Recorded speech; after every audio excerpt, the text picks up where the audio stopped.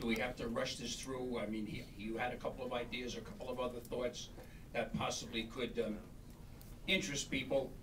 And I was kind of amazed by the reaction, like, why are you bringing this up now? What is this, a delaying tactic? What's the problem?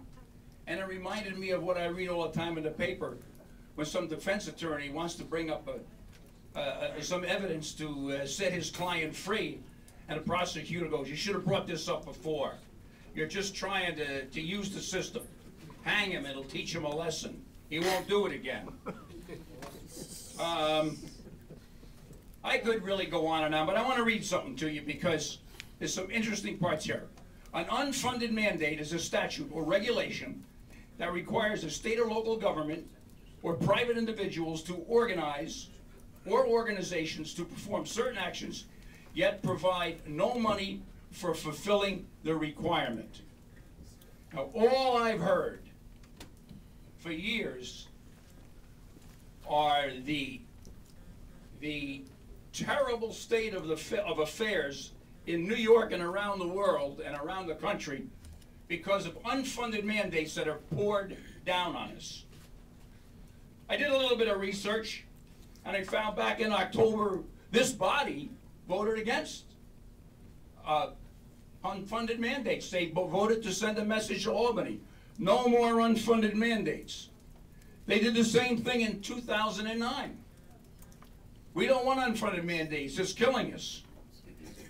And this year, our boss, in his State of the County address, said, I would like to make clear about the growing danger of unfunded and underfunded mandates. The fact is, right now, the only people who can change this unsustainable mess are our state representatives. Well, that's not true, is it?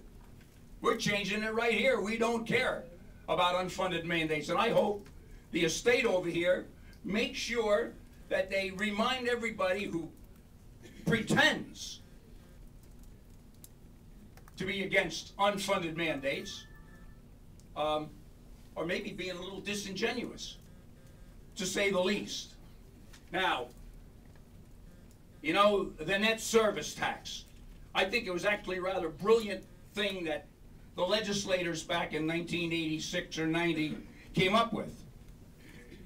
It sort of was a funding mechanism if the RRA couldn't quite meet its obligations.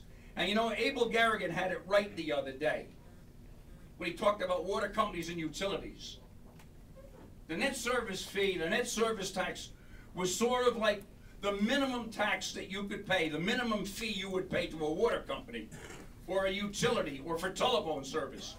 So when you threw the switch on, it covered some of the operating costs, some of the management costs. It was a very valuable tool. And what I particularly resent is the lack of openness in this government. They have never really declared that we want to take this debt off of our books and pass it over to somebody else's books or to the working class men and women, and in particular on business. It's been an interesting lesson. I've been on the outside playing this game for a while, but I also thought this body was a policy-making body. But the policy is made somewhere else. And I guess it's all right. I kind of like to be in chess matches. But I'll never let anybody make me a chess piece and tell me what we're going to do and say we're backed into a corner when we're not backed into a corner. I vote no. Parity, Richard? Pass.